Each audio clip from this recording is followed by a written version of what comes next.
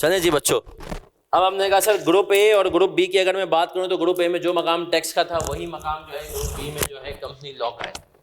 पास करने के लिहाज से सर कंपनी लॉ का जो पेपर है सर वो सबसे आसान मुझे लगता है। इसके अभी कुछ स्टेट्स भी मैं लिखूंगा, रिजल्ट्स के स्टेट्स भी लिखूंगा तो आपको अंदाजा होता जाएगा, सारी चीजें लिखूंगा। तो सर आए शुरू करते हैं company law, one of the most easiest paper. और मुझे ऐसा लगता है कि अगर बच्चे ने इसमें एक चीज के ऊपर ग्रिप कर ली ना तो ये पेपर यूं निकलेगा। वो ये है कि आइडेंटिफाई करना सीख जाए केस स्टडी में केस कौन सा पड़ा है। सही है सर, वो मैं आगे जाके बात करूंगा। चलिए सर अब आता हूँ सर इसकी जो ग्रिड है, ग्रिड के हवाले से आईकेप उसको भी बड़े रिगरसली फॉलो करता है। देखें पूरे अकाउंटिंग पूरे आईकेप के अंदर ना दो के एग्जामिनर मौजूद हैं, एक अकाउंटिंग के पेपर्स के और एक लॉ के पेपर्स के।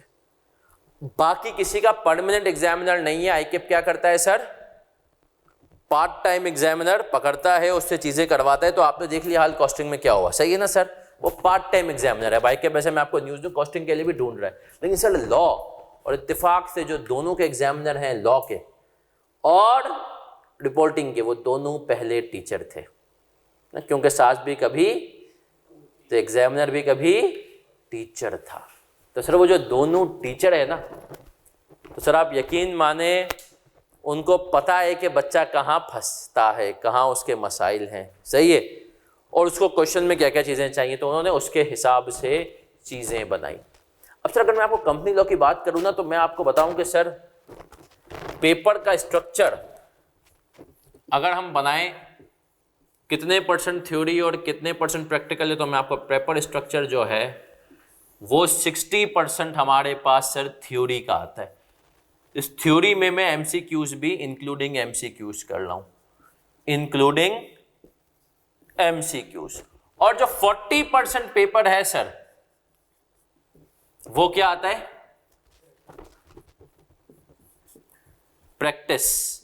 प्रैक्टिस या प्रैक्टिकल, और हमने कहा जो कि होते हैं केस स्टडीज।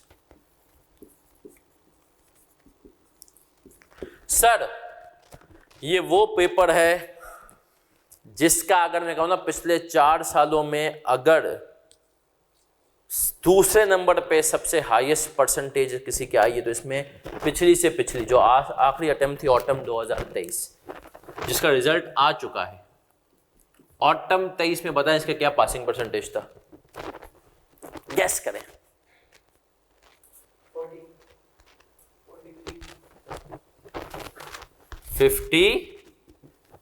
55%। सर हर 2 में से एक बच्चा एवरेज पास था कंपनी लॉ में इस पेपर में। वजह क्या है सर, फिर वही बात, ये वाहिद है, मैं आपको ये बात सर ये लिख करके दे सकता हूँ, ये वाहिद पेपर है जिसका कोर्स सबसे छोटा है। इसका अगर कोर्स की मैं बात करूँ ना सर, तो जहाँ शायद FAR2 FAR1 जाएंगे 125 130 150 घंटों पे, इसका कोर्स जितने भी हम कोशिश कर लेना 75 घंटों में ख़त्म हो जाता है।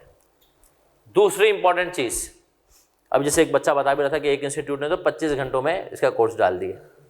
फिर 25 बहुत ही कम है, लेकिन मेरा मानना है कि अगर प्रॉपर रिकॉर्डिंग और मस्तियाँ हम छोड़ें ना तो इसका कोर्स 50 घंटों में भी लाया जा सकता है। दूसरी इंपॉर्टेंट चीज़ सर, यहाँ पर पास होना बहुत आसान है। क्यों आसान है उसके बारे में मैं आऊँगा, मैं अपनी स्ट्रेटेजी बताता हूँ। सर देखें, मुझे पूरे CA में थ्योरी के पेपर्स ने, थ्योरी के इन पेपर्स ने कभी भी ऐसा तंग नहीं किया। उस थ्योरी ने मुझे तंग किया है जिसके अंदर आप कहते हैं कि रट्टा बहुत ज़्यादा हो, मतलब ला महल्ला आपको रट्टा लगाना हो, वरना सर मुझे अल्लाह का शुक्र है फाइनल लेवल पे एक ऑडिट ने तंग किया, वरना ये पेपर सर कंपनी लॉ। अच्छा मैं आपको एक और इसके रहता इस बात बताऊँ अपनी, हमारे टाइम पे ना आईकेप ग्रेड्स भी देता था। अगर तुम पास हो रहे हो ना तो तुम्हें बताएगा भाई तू C में पास हो रहा है, तू B में पास हो रहा है। C का मतलब वही होता था कि आपके मार्क्स कितने में 50 से 60 के दरमियान है, और B का मतलब 60 से 70, और A का मतलब 70 से हो ज़्यादा, A1 का मतलब 80 से। आप यकीन माने हराम है जो मैंने किसी का सुना हो किसी में A ग्रेड आयो, किसी का भी नहीं आता था। सही, आईकेप के पेपर में तो ये बात तो दिमाग में बैठा ले। सर मेरा जब मॉड्यूल हमारे टाइम पे मॉड्यूल D में होता था, सर ये वो वाहिद पेपर था पूरी मेरी कैफ की जर्नी में जिसमें मेरा बी ग्रेड था, वरना सब सी में पास हुआ। इसके अंदर तो मुझे खुद यकीन है बी ग्रेड कैसे आ गया। सही है। अब इसके अंदर मैंने कितने नंबर लिए थे? 60 से 70। सर देखिए मेरी जो स्ट्रेटेजी होगी उससे पहले मैं फोकस बता दूंगा मैं आपको। मेरा फोकस क्या होगा कि आप लोगों को अपने अल्फाज में लिखाना सिखाना। सर अगर आप लोगों ने इस पेपर में अपने अल्फाज में आप लिखना सीख गए ना, तो आप यकीन माने आप मुझे दुआएं देंगे। फिर आपके लिए सर ऑडिट भी इंशाल्लाह इतना मसला नहीं होगा, आपको सिर्फ उसको फिर आपके लिए फाइनल लेवल की भी चीज़ें मुश्किल, क्योंकि आपको अपने अल्फाज में लिखना आ गया होगा। तो सर याद रखें अपने अल्फाज में लिखना अगर आप सीख गए तो कंपनी लॉ में जीत आपकी यकीनी है। अब आते हैं सर हमारा स्टाइल क्या होगा।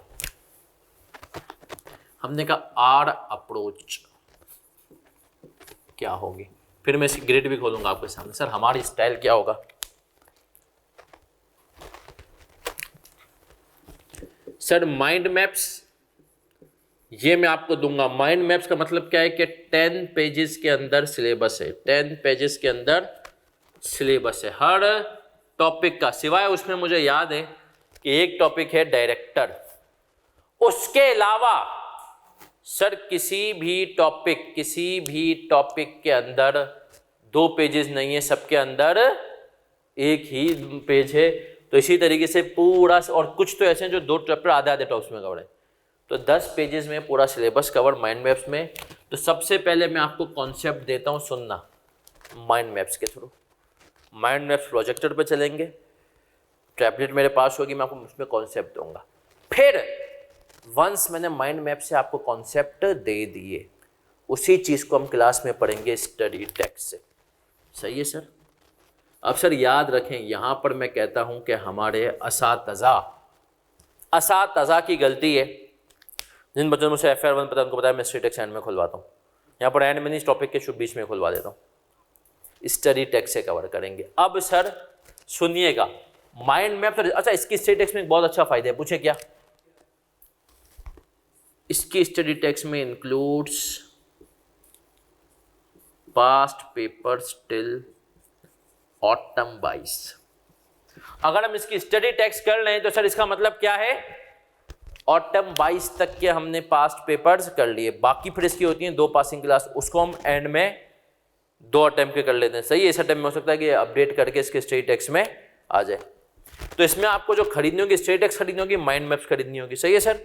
ये हमारी इसके अंदर अप्रोच होती है। फिर जो एक चीज़ जो मैं करता हूँ, जो मुझे कहता हूँ मेरी USP है, डिस्टिंग्विशिंग है, वो यही है कि सर मैं आपको टॉपिक वाइज बता देता हूँ कि ये थ्योरी के लिए इंपॉर्टेंट चीज़ है या ये प्रैक्टिकल के। उसका फ़ायदा क्या होता है, जैसे अभी मैंने बताया कि एक बच्चा पिछली दफ़ा मेरे पास आया और उसने पेपर से एक दिन पहले पूछा सर डायरेक्टर्स को छोड़ दूँ। मैंने कहा छोड़ नहीं भाई, उसमें से ये 2 टॉपिक कर ले, इलेक्शन ऑफ डायरेक्टर और रिमूवल।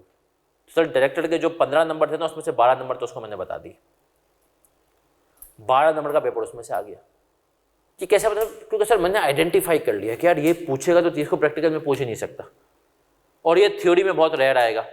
तो उससे बच्चे को पता होता है यार ये 60 में से। अच्छा इस पर थ्योरी का भी एक काम मैं करता हूँ कि सर हम थ्योरी को भी आइडेंटिफाई करवा देता हूँ कि ये मोस्ट इंपॉर्टेंट है, ये लीस्ट इंपॉर्टेंट है, क्लास के दौरान। अब तुम्हारे माइंड मैप्स पे लिखा हुआ होगा कि यार ये थ्योरी मोस्ट इंपॉर्टेंट है या ये लीस्ट इंपॉर्टेंट है। तो हमने कहा कि सर थर्ड जो चीज़ है वो हम करते हैं theory and practical important areas identified during lecture.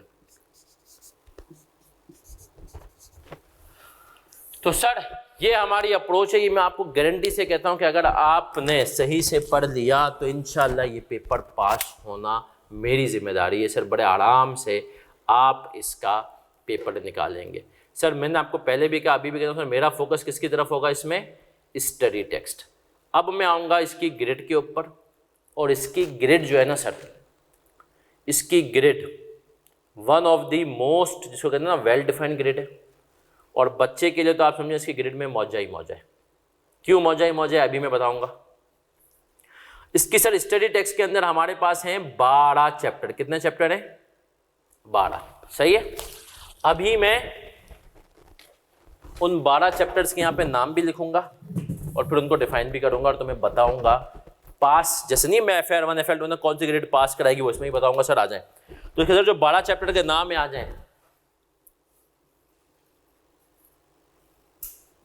And its types, ये मेरे साथ साथ कॉपी कर दीजिए ताकि तुम्हें पता हो।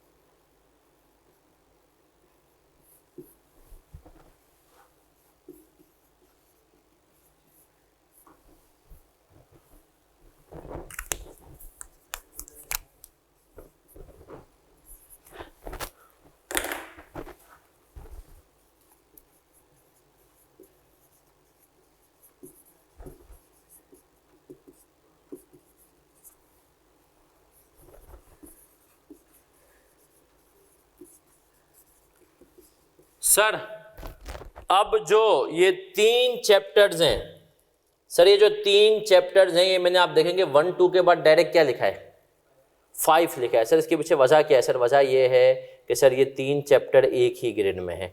स्टडी टेक्स्ट के हिसाब से सर ये 3 चैप्टर जो हैं हमारे वो एक ही ग्रेड में है, और इनके ऊपर आईकेप के हिसाब से जो हमारे प्यारे प्यारे आईकेप भाई हैं, आईकेप ने कहा है कि मैं इनके ऊपर 15 से 20 नंबर पूछूंगा। कितने नंबर पूछूंगा? 15 से 20, ये 3 टॉपिक। फिर आगे आता हूं सर, दूसरी हम उस पर आते हैं कि हम आते हैं आगे बढ़े, हमने कहा सर दूसरी ग्रेड की तरफ आते हैं और आपको बताते हैं कि उसके ऊपर आके अपने क्या क्या पूछना है, ताकि सर आपको पहली क्लास में पता हो कि मुझे क्या क्या कौन कौन सा टॉपिक कितनी गहराई में करना है।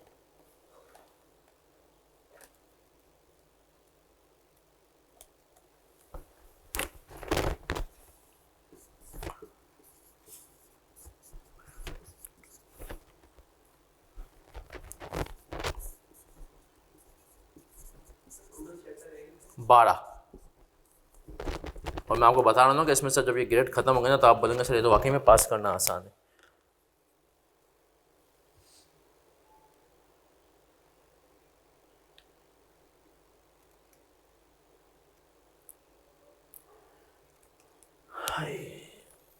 इसके ऊपर, इन दोनों के ऊपर आईके भैया बोले हैं, और इसमें मीटिंग्स भी है।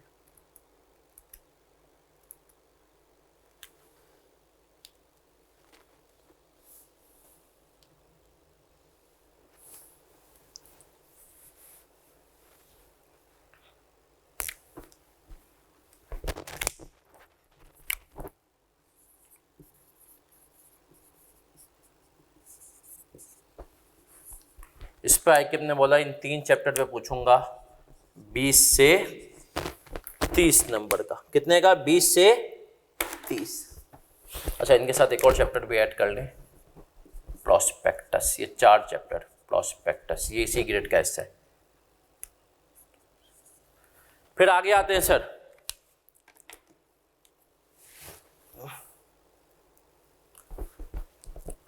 हमने कहा सर इसके बाद 4 तक हम आ गए, 5वां छठा भी हो गया, 7वां। देखने में चैप्टर नंबर को लाइन सीक्वेंस चेंज करना हूं, मॉर्टगेजेस। फिर हमारे पास स्टडी टेक्स्ट के हिसाब से जो हमारा बनता है वो है chapter number 10, investments and disclosure. ये ग्रेड है इनकी भाई।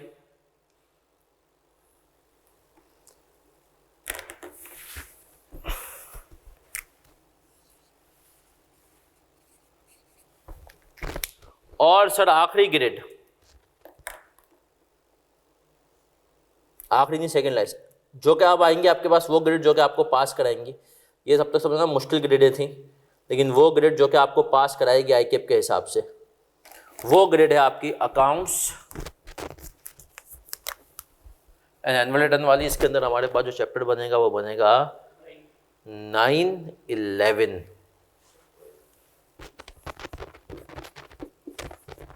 Accounts, distribution of profits.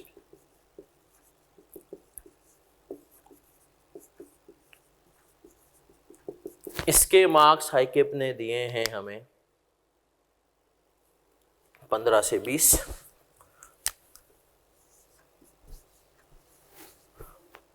और बचा चैप्टर नंबर 12 जिसका नाम है winding up.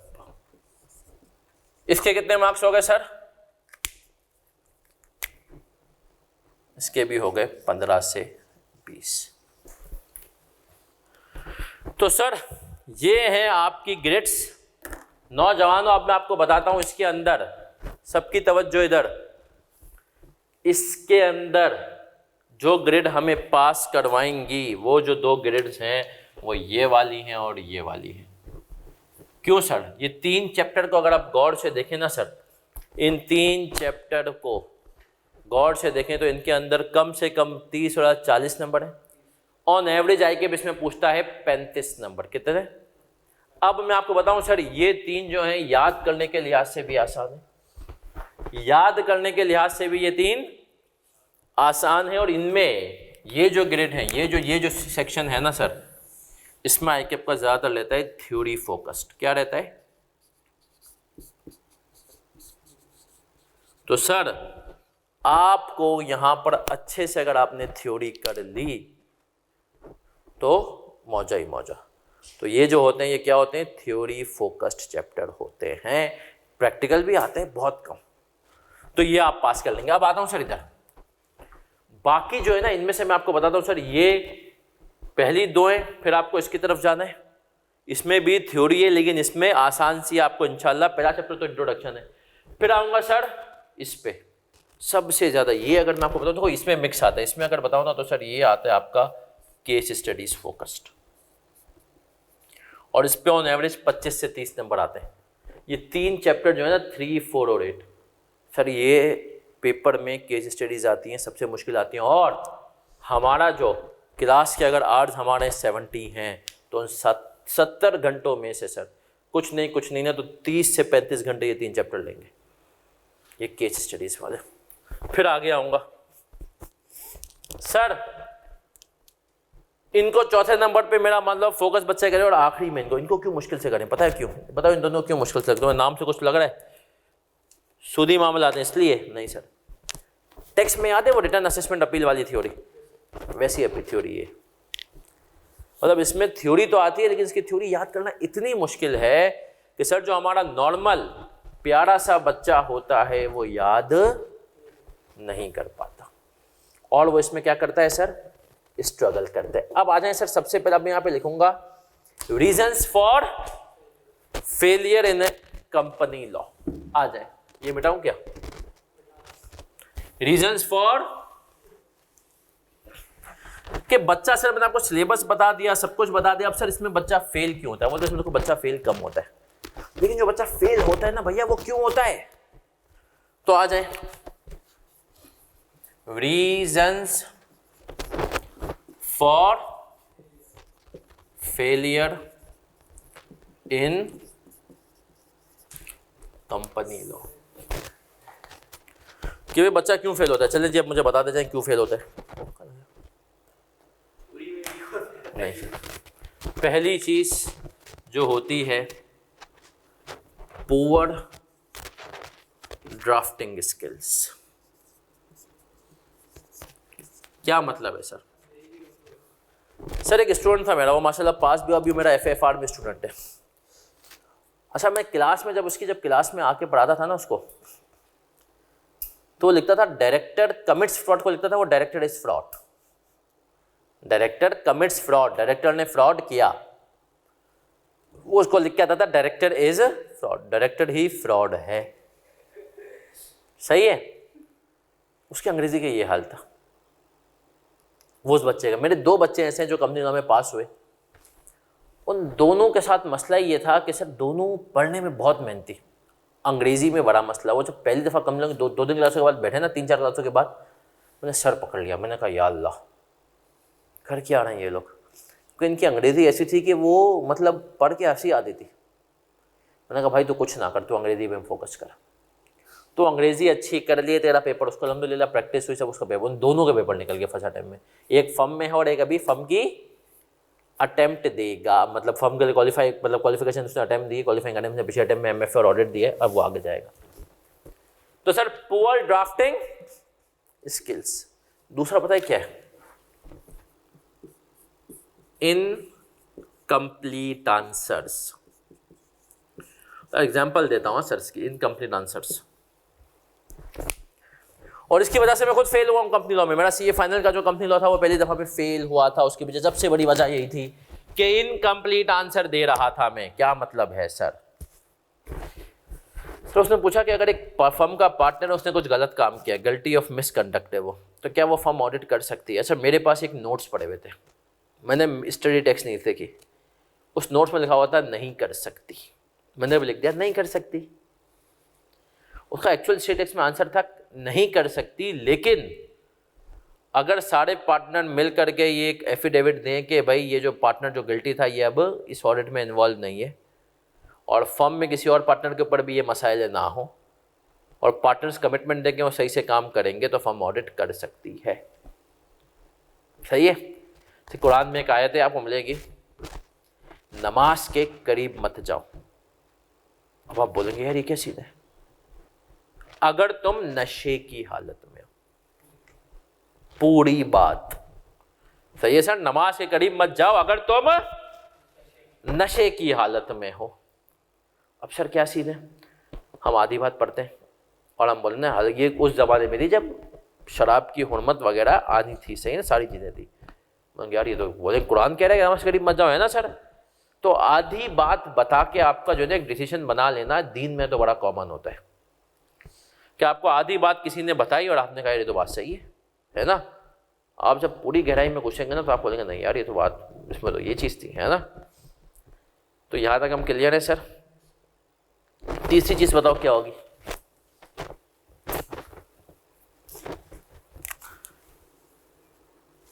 Inability to understand requirement. क्या मतलब है सर? सर बच्चा रिक्वायरमेंट ही नहीं समझ पाता है केस स्टडीज में। देखो अच्छा एक और बात याद रखना, बिजनेस लॉ और इसमें एक बहुत बड़ा फर्क है। क्या?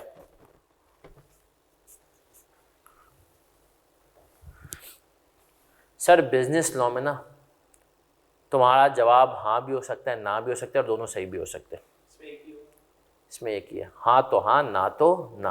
क्योंकि देखो बिजनेस लॉ में जजमेंटल है, वो एक तरह से सिविल लॉ है ना भैया। सिविल लॉ के अंदर जजमेंटल है। कभी कभी होता है ना, तुम्हारे दो दोस्तों का फड्डा हो गया, तुम्हारे पास आए, तुमने इसकी बात सुनी, तुम्हें ये सही लगा, तुमने उसकी सुनी, वो सही लगा, तुम्हें लग रहा है मैं गलत हूँ, ये दोनों सही है, सही है।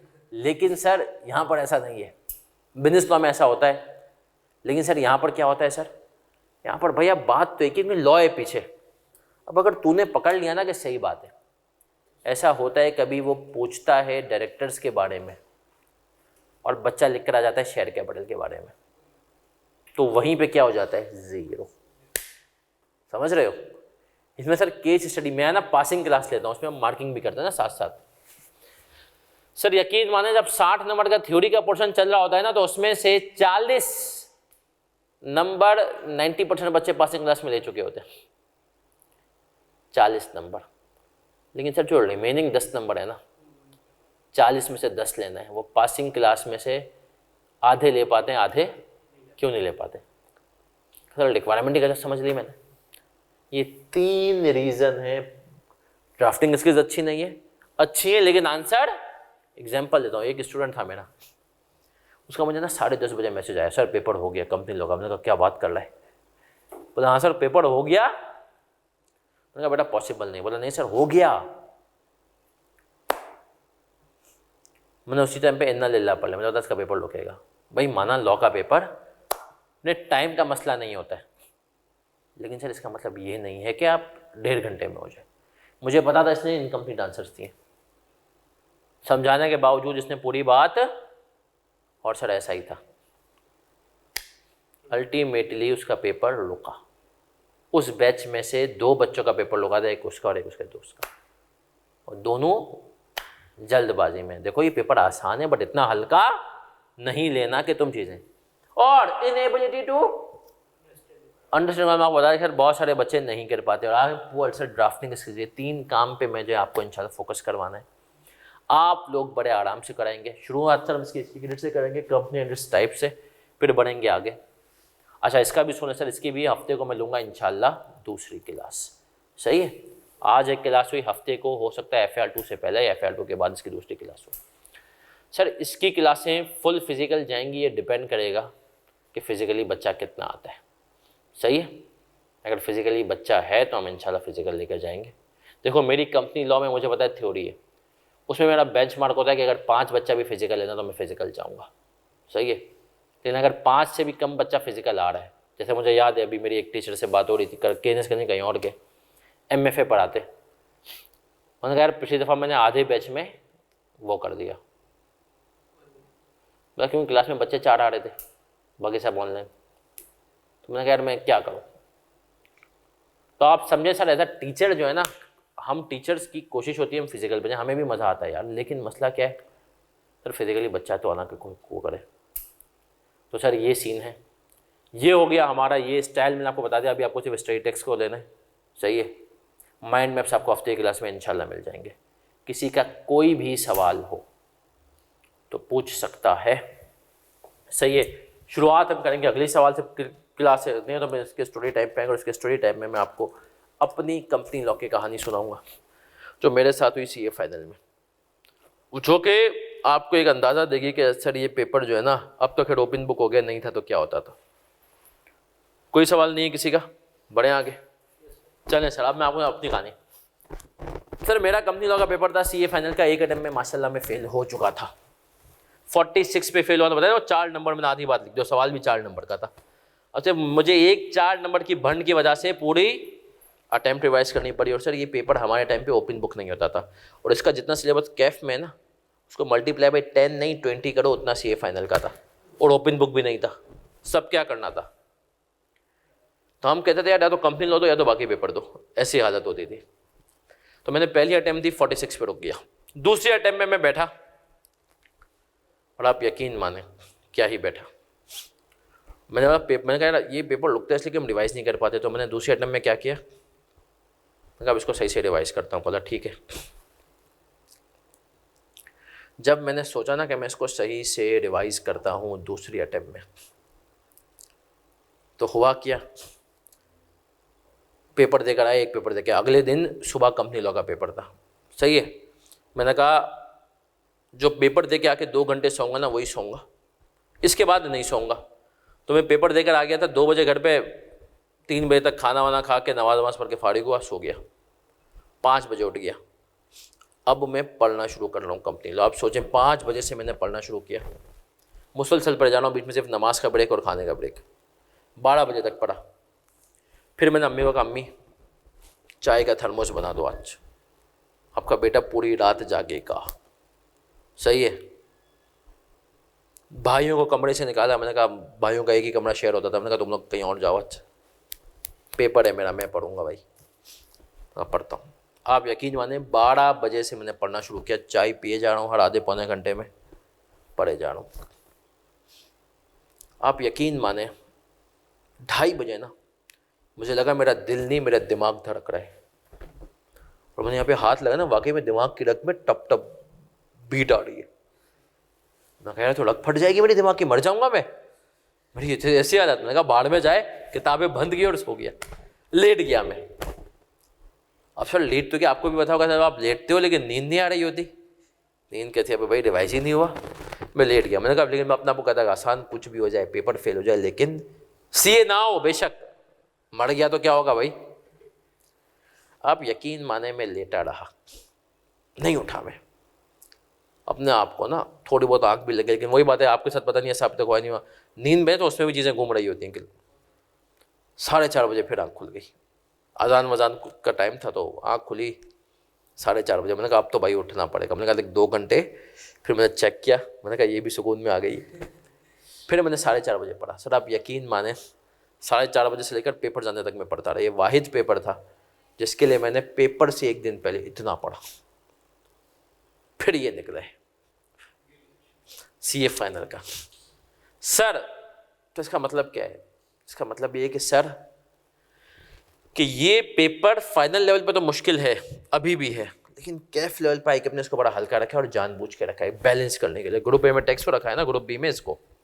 तो इस पेपर में अगर कोई फेल होता है ना तो उसको शर्म आनी चाहिए, सही है। और थोड़ी बहुत शर्म तो मुझे भी आती है कि अगर कोई मेरा स्टूडेंट इसमें फेल हो जाए। मुझे लगता है कि सर ये पेपर फेल होने वाला, अल्हम्दुलिल्लाह इसके अंदर रिजल्ट मेरा 75% तक है।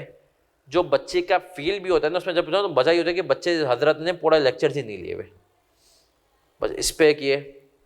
तो इसके ऊपर अच्छे से फोकस रखेंगे। हफ्ते को इंशाल्लाह आपको इसका टाइम भी पता चल जाएगा ग्रुप्स के अंदर क्या टाइम है।